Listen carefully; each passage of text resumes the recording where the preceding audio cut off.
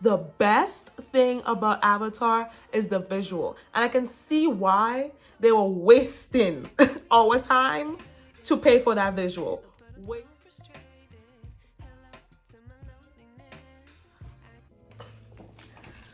Today's Friday. Always with a glass of water, you know. Let me check out my hair. I need to retwist this real quick. Look at this. Look at this. It's Friday. What is today? It's December 15th, I believe, 2022. It's been an amazing few days. I think the one blessed thing I have to say as being, you know, working on healing, as this is for my females, for me personally, my period pain, not as bad. Ovulation, bitch who? I used to feel it. As of right now, no. Because I think my last menstrual cycle, I was like, wait a minute, bitch. You're actually happy on your like cycle? Like, that's a thing? You can be like happy, no pain on your cycle. So not everybody, because everybody built different. I don't know about you, but the revolution. I went to see Avatar.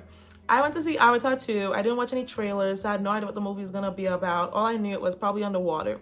And I just want to put like a quick side note before I saw Avatar and before I saw, oh my God, Black Panther. So before I saw both of these movies, I was putting myself in like, I wouldn't say like a trance state, but I will let my mind escape to wonder what is it like to be like deep in the ocean, like all the way down, because I know, anyway, I'm not gonna get into the science of this because I don't have time. Right. And then thinking just moments, thinking like, you have no idea what's above this. Like to you, all you know is darkness, especially like the type of living organisms that we are like finding as scientists all the way down, when it's like all you know is darkness, and then as we bring you up, there's light to the surface. Like something about that to me, before any of these movies came out, I was just like thinking about like what is it like, and like just keeping myself in that dark space of just, you don't know light till you have to bring it or you have to go search for it type of thing. So I think one of my biggest thing watching these two movies, I really wanted to go in there and compare them and see what kind of story they're telling, basically to the public, really.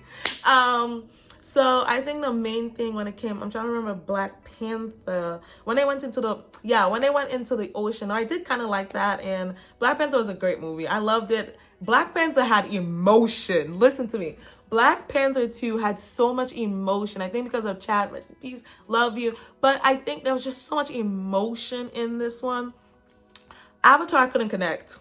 I bet you just couldn't connect. I was like, the acting, they're not even like, to me, because Chad overthinks. I couldn't get lost in the movie. That's the problem. Like, you guys didn't engage me in. And it was probably because I was late, but I just didn't like the movie. Point blank period, I just didn't like Avatar. So, but yeah, like for me, watching Black Panther, there was emotion. Like the cast have a bond. That's the problem. The cast actually have an emotional bond connection. Like that movie's like powerful. Avatar. And then I woke up to the end when they're like, oh, everything is connected. When someone dies, another person is born, and you have to keep the earth recycling. What's happening, and I've been thinking about it for a minute, the earth is tired. Imagine a woman, right? Just birthing children.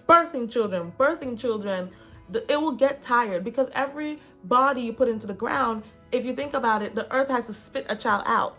And then at the same time, like I'll be like, this is enough dead bodies, and this is enough birthing I'm doing. Because if you think about times back then, again, the planet has not had this much population as we keep going. Like, it's not used to this. It's not used to just tick, tick, tick, tick, tick, and we ain't giving the planet shit. We're not even trying to help the planet. So that's really that's what Avatar was getting to. Like, the earth dying. I was like, as soon as she said this, I was like, oh, Lord. As soon as they started, like, this is how you do some breathing work. Let's work a meditation. Swim with the ocean. Everything's connected. When she laid down, and I'm not trying to give too much, but when she laid down and she was like, I did it again. I can connect. And that's when I kind of walked into the movie, like probably less than 2 minutes in, one of the first scenes I kind of see where she didn't even realize how special these type of thing. I was like, this movie not for me. As soon as that happened, I was like, this movie is not for me, because it's only for the people who do not know that everything is connected. Water is life. Take care of the earth.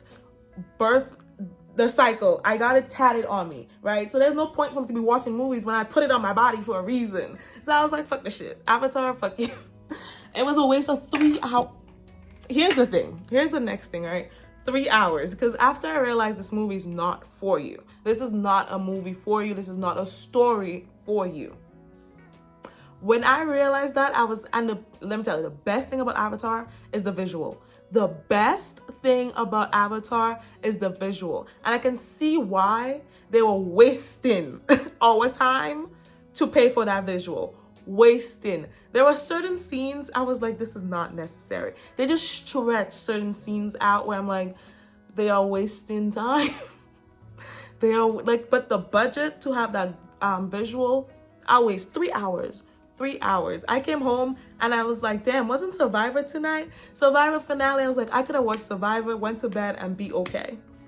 But anyway, so sharing stories. So even like sharing stories at work. I don't have kids, so like most of the time, some of the people I talk to, we share and bond over pets. The one thing about it, as Rosabelle is sleeping on her little pillow, she's so cute. We're talking about pets at work, and this one girl, she's coming to me and she's like, I'm really upset with my cat. She's like, my cat is just not as affectionate when she does not come to me when I want love. She only comes to me when she wants to get love. She's like, I go to work. I work hard to provide a house, food, yada, yada, yada. And when I want love, she does not give me love. And I'm like, you cannot demand love from your pet. Like, it is a being. Like, even though it's not a child, you have to kind of treat it like a child. Like, your animal will not give you the love you want just because you're like, and I'm like, if you do, then you need to go find you like an actual emotional support animal. So anyway, she's going back and forth, and I was like, you know what, let me just wait till Miss W comes in, because Miss W will give her insight while I'm just laughing, because I'm like, look at you upset. Like, she's really upset that her cat is not as affectionate as she wants it to be. And I'm like, this is an independent cat. Like, one thing I've been observing is, in my opinion, just stop telling children a lot of no's. It's better to like explain to them why it's a no, versus like in the early just telling them no, no, no, no, no. Because by the time they hit 2, all they're gonna tell you back and mirror back to you is no. Because again, all you've been telling them is no, mommy or daddy. So when it comes to what am I telling you back, the same thing you've been telling me. So if you can articulate some conversations with your child on their level, when they get older, they'll be able to articulate to you. The one main example I remember always used to just talking to my little brother, and as he kept growing, I kept talking to him. So definitely in that prime time in like middle school, when we used to sit on that desk and do homework, I used to talk to him. And I remember he used to tell me, in 6th grade, yes, there are children selling drugs. Yes, in 6th grade, there are children having sex. Yes, I used to go on his phone, because my parents used to tell me, like, monitor him. So I used to go on his phone and see how these girls are fast, okay? I was one. So I'll get to my story. These girls are fast. So I used to see girls in 6th grade telling him where to go to kiss, where to go to do this. And I was like, are you doing this? And he's like, no. And then, oops, he's like, no. And he used to get like so upset, kind of think like emotional. He's like, no, these girls just literally just coming after me. He used to be like, I'm just quiet. He's like, I am honestly just in school quiet, minding my business. And these girls are just like, and I'm like, you know what? After a while I was listening to him, I'm like, I understand. I sat him down real early and told him, if you want to do this in life and you get this girl pregnant, this is how your life is going to turn around, and this is what it's going to look like for you. This is what it's like to be a black man in America. This is what it's like to be a Caribbean black man in America. This is what it's like to be a tall ass black man in America, and they're going to be intimidated by you just by looking at you. Okay, this is the conversation I was having with this child in 6th grade, 7th grade, 8th grade, 9th grade. And then by that time we started to like, I was going through my shit. I had enough talking. And it was up to the parents. Like, it is up to, and I had to literally tell my family, you need to change the way you think. Like, when he starts talking, you need to get in his mind. You need to look at from his lens. That is it. You need to go into his world and see it from his view and talk to him on his level. And once you like that, you make the connection. Whatever the fuck them children talking about, I just go in their world. I'm like, okay, we're going this direction. Let me go into their world, understand their situation, where they're coming from, empathize with them, and then talk to them. That's how I roll. I don't know what y'all motherfuckers, but that's just how I roll. So when it comes to children, they naturally just come to me. I'll be honest. Children just naturally flock to me, especially these old souls. Some children just stare at me. I'm like, ooh, stop, you're giving me the jiggers. But yeah, you can't demand anything. Like, you cannot demand, and these are independent. For me, when it comes to like my ethics, where does autonomy start? I'm not gonna do this on YouTube, but where does autonomy start? I have wrote enough persuasive ethical papers on where I believe autonomy starts for a child. So that's just me. And while we're doing that, Miss W and I was also talking about like just drugs. Like, she was telling me how some couple, I don't know where they were, but some couple, they end up taking recreational cocaine. It had fentanyl. They didn't know. Long story short, parents are dead. Children were left in a motel or hotel, some shit like that, without parents. And I was like, we talking. I was like, yes, like honestly, in high school, like I remember they saying like you're gonna have X amount of people around you just dying from drugs and yada yada yada. And I remember in high school thinking like, no one around me dies from drugs. Like, I have none of my friends. I don't associate myself with people who take like heavy drugs, especially in high school. None of them. So I was like, not like, this doesn't pertain to me. As an adult, if they had told me not in your youth, but in your adult you would see this, I would have had a different outlook. I have never seen so many people pass away from drugs in my whole entire lifetime. So many, like, so many people are passing away from drugs. And when they're like fentanyl, I'm like, yes, China is sending over fentanyl. It's going through the black market. China is doing it, and they know it's a weapon. To me, it's a weapon. It is a weapon on our American people because we are lost. Okay, from a British standpoint, if you watch British documentaries, they literally said it is a weapon on America because we are lost. Like, literally, if you search for it, that is the perspective other people in the East, look at me sweating. This is the perspective people in the East are seeing, and I'm listening to, and I'm like, yes, like, this is our reality. Like, I have never seen so many people just dying from drugs. And I'm like, while going through my master's program and learning the history of cannabis, I'm like, we're again repeating this. We're gonna have a war on drugs. Like, I've seen it. It is coming because even cannabis has fentanyl. Like, everything has fentanyl.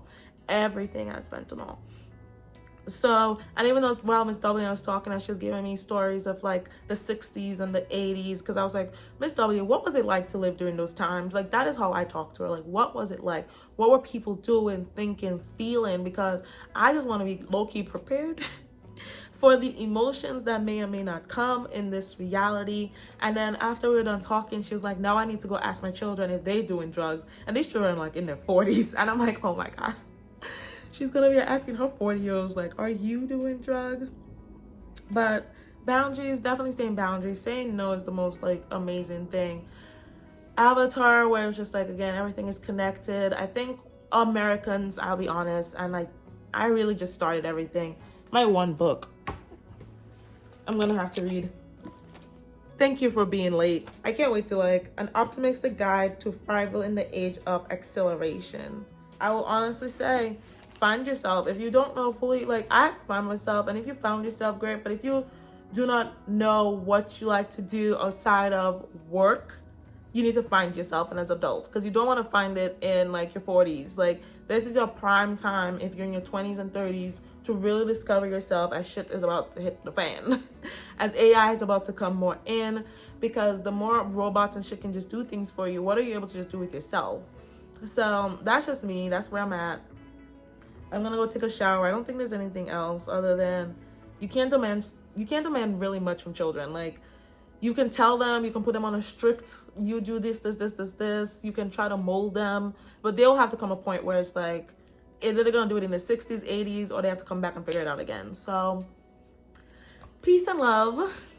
I have my Camp Erin. This is bereavement camp. So if you're in the Montgomery County area, next year, we do bereavement camp. It's a little shallow, but next year we're doing bereavement camp, where if you have lost someone, a family member, a little one, I believe it's from the ages of like 6 to 18. We do a 3-day camp, Friday, Saturday, Sunday, where we help children to how to deal with grief, how to express themselves, how to communicate, other activities you can do. This rock right here, actually, Let me go get the other one. Actually stuff we did from the bereavement camp. So it's really hard to show because I don't have it. I'm trying to see because technically the activity from bereavement camp. So these are activities from bereavement camp. They give you a rock. This one is very smooth. As you can see, it's very smooth around. It's very hard, but it's smooth. So normally we give them like a more bumpy rock. And then the bumpy rock that we give them is to show them like how much bumps that happens in life. Like, so if you just imagine like just a chunk of rock and like the amount of like things you have to go through in life, like, and they got to decorate that. And then this is from one of the students, honestly, one of the kids. And then they give you more of like a smooth rock, and the representation is, even though it's like smooth, there's still bumps. It's not perfect, it's imperfect. But she gave me this rock, and then we give them the bumpy rock, and then we give them a smooth rock. So over time you are molded, because that's from earth. It molds and it smooths off, because that's what happens with evolution. So yes, we start out bumpy and all this shit, but eventually you smooth out. And she gave me this, love it. She gave me the other one with my name on it. But these are just things. I love my kids. I fucking love my children. This rock actually this student, she meant a lot to me. She reminded me of myself so bad. She's honestly, she was in 6th grade. She was going into 6th grade. Oh my God. So this is a 5th grader. I'm trying not to cry and think. This is a 5th grader. And she like came up to me during bereavement camp and she was like, I don't feel like I belong here, because most of the kids on Friday, when they were sharing their story, their parents passed away. I don't like to say died. Their parents passed away from, most of them were parents, sorry. Most of the children who came to our bereavement camp lost parents. And she felt bad because she lost her great-grandmother. And she's like, but that's someone she was close to. So she lost her great-grandmother, and she's like, everybody lost their parents, like she doesn't feel. And I was like, don't compare a loss. Like, you still lost someone. This is someone who was close to you. She meant the world to you. She showed me pictures. And the one thing I could recognize in her that was in me is she was looking for connection. Because once I told her I was from Dominica, she was like, and it hit her like, there's someone else who is Black from a different culture. And she was asking me about the food, she was just asking me like basically what it's like to be different at the end of the day. What it's like to move and navigate on this world being different. And I loved working with her because I'm telling you, she is strong and independent. This girl was moving with a force. This girl, and I loved it. She moved with a force. And the one thing working with her, and again, I saw so much of myself within her, we did different activities, and there's one thing where she made a mistake and she wanted to do it over. She wanted a whole new paper because she just wanted to be perfect. And I was like, girl, no. Not like, oh, girl, no. Like, we were talking, I was like, if you make a mistake, that happened for a reason. That mistake can then turn into something beautiful. Just cross it out and keep going. And then there's another student I was working with.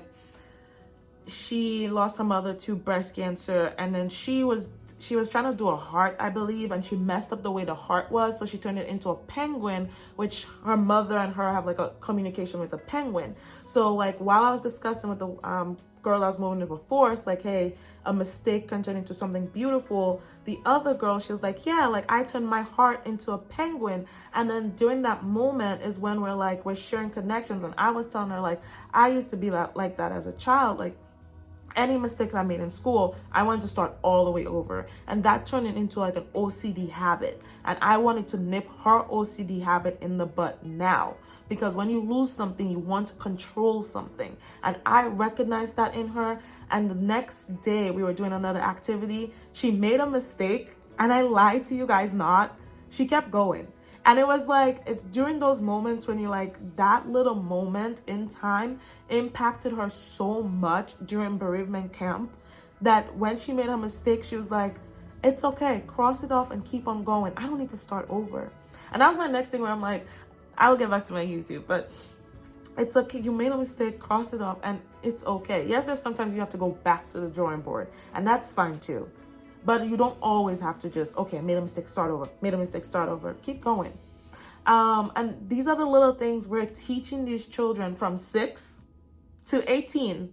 No matter where you are in your journey and you lost someone, we are making a camp that will help you along the way, because that is what we're missing in at least my society and my community. How do we deal with death? How do we deal with being lost? Do we deal with these emotions when other things in life? Because camp was amazing to these children. They got food. They went to bed whenever. They played games. They still had to do their activities. They made friends, they made bonds. But they had to go back in life where we had to still tell them, you have to go to school, you have to deal with your parents, you have to deal with outside, you have to deal with social media that we didn't have. And these are information we're giving these kids. So the biggest thing I have to take away is, like, we just don't tell children how to deal with death. Like, my mother, before she passed away, told me there's nothing to be afraid of. Therefore, a bitch is just never afraid. I can't wait to continue my journey here, no matter how it's happening. I am just blessed, no matter what, to be alive, to be able to drink God blessing water, to have the skin and the hair that just keep going, to be able to have tattoos and be like, you know what? Yes, I tatted my skin, but this is my code of how I found myself. Because, again, it is one of the things where you wake up and you really understand what it means for a snake to eat itself, and consciously waking up from that and you're like, bitch, fuck that. We ain't even just consciously, we're gonna tat it on our body. And the eyes is for me to look at I want to look back at me, right? I want to, like, anytime I'm going through something and I'm like, I can't do this, I'm just gonna look at these eyes and be like, bitch, what are you talking about? This is not my eyes. I've always wanted eyes tatted on me, but I think it's something so I can look back at myself, like, look and be like, you're greater than whatever the fuck you're going through right now. You are greater than whatever the fuck you're going through right now. And that's really what most of my tattoos are, is to remind me, bitch, this shit is just, the therapists say play the game. If you listen to Lil Sims, they're like, play the game, bitch. We're tired of playing the game. I need y'all to wake the fuck up, okay? I am tired of playing the game. I'm ready to just chill. Look at how they advertise this bullshit. Last but not least, please take care of yourself. And I hope you find the healing that you need. I am going to work. And then I think this weekend I'm going to learn how to make candles. So I'll definitely come back on Sunday and say how that experience is going. But